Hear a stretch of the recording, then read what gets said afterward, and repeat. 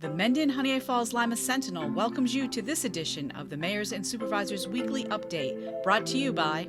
Each week, our community makes history. Each week, you make history. And each week, there's only one source to turn to for the first take on history. You know what that is? Subscribe to the Sentinel right now to discover the history being made in your own backyard.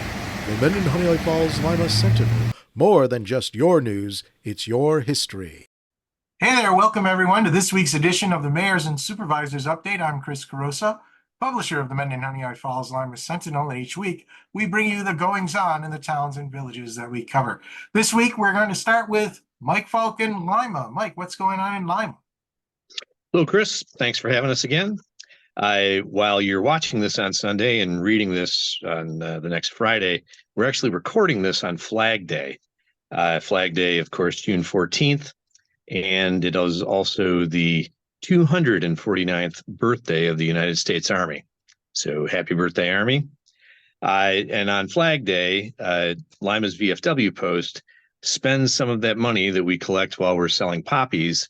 We buy flags for the kids at Lima Primary School, and there's a ceremony at the school, and then a parade that goes from the primary school out and around the block, down Elm, 5 and 20, up 15A and back.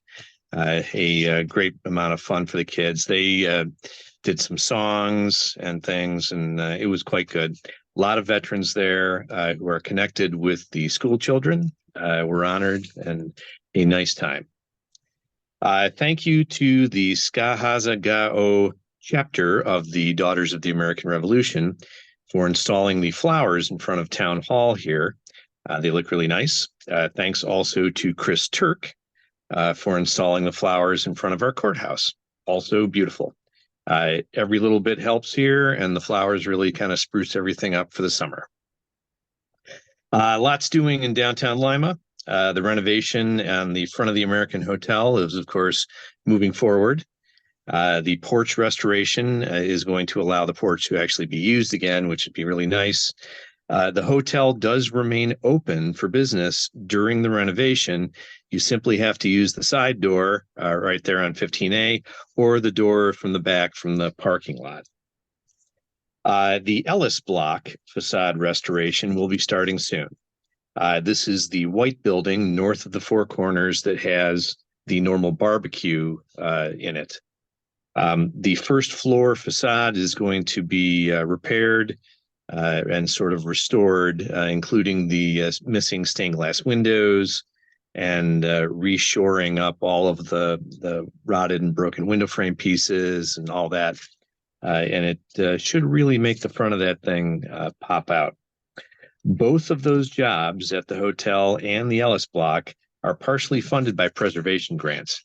If you're curious about where the grants are coming from, there are signs up in the windows of the Ellis Block. You can go and stop by and just read. George France, at long last, is going to reopen. The ice cream side is going to be open no later than the 24th of June. Is going to open up on the 24th of June, which is coming up quick. The vendor that's going to be in there is Cream Credible. Cream Credible took over the old Reed's Ice Cream in Henrietta there on 15A 3 years ago. This will be their second location. They have 47 flavors of ice cream that they all make themselves, including cheesecake ice cream. Any of the things they're offering can be made into an ice cream sandwich or a chipper. They do catering events, birthday parties, etc. But stop by and give their ice cream a taste and congratulate them on a long-fought battle to get that store reopened. July 4th at Mark Tubbs Park is the event to attend this year. Each year we continue to grow a bit, with 2023 seeing 2,700 people at the park for the fireworks. It will be a day of fun, food, and fireworks with family games, Zweigel's Hots, shaved ice, and pizzas, along with the fireworks in that area.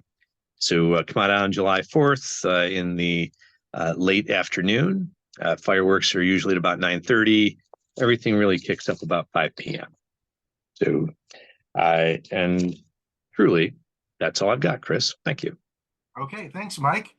And John Moffat can't be here, but he sent me something he wanted me to read. It's a notice from Michelle Booth, Town Clerk, on the peddler's permit approval in Mendon for renewal by Anderson.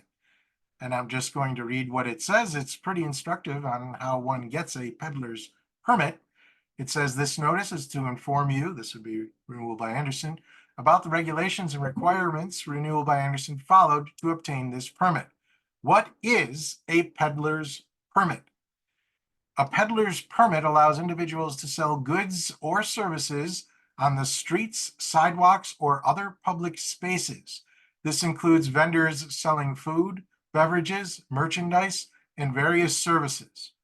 Here are the requirements for obtaining a peddler's permit. They're not always applicable, but this is what they are. The first is an application form. Complete the peddler's permit form, which is available at the Mendon Town Hall. And apparently you identify the number of people that is going to be using that particular permit. Proof of identity. So provide valid identification, such as a driver's license, state ID, or passport for all the people that are on the permit. Proof of address.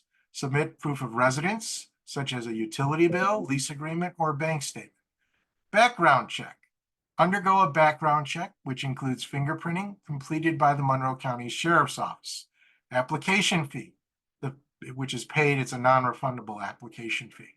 Insurance. Provide proof of liability insurance with the town name. Here are some important regulations for peddlers. Peddlers must adhere to designated locations and hours of operations of 9 a.m. to 9 p.m. Monday through Saturday. No Sundays. They also must ensure their activities do not obstruct pedestrian traffic or violate noise ordinances. They must have the permit available while soliciting, and they must maintain cleanliness and dispose of waste properly. Renewal and compliance.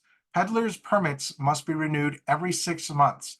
Compliance with all local regulations is mandatory, and violations can result in fines or revocation of the permit. And this particular permit expires on November 21st, 2024. For more information, contact the town hall directly, the clerk's office specifically, at 624-6060. And that's it from Mendon. Mike, I don't know if you had anything more to add? Nothing? Well, thanks for being here. Thank you all for watching. Remember, we're on every Sunday at 1 p.m. on our Facebook channel and YouTube channel, Facebook page and YouTube channel. Like the page, you're subscribed to the channel, and you will be informed by those platforms when this program begins to air. Otherwise, you can read the transcript in next week's paper, which sometimes will also include messages from some of the mayors or supervisors who could not make the taping, which occurs each Friday. That's all for this week. Thank you all, and we'll see you next week. Bye-bye for now. The Mendon-Honeoye Falls-Lima Sentinel welcomes you to this edition of the Mayors and Supervisors Weekly Update, brought to you by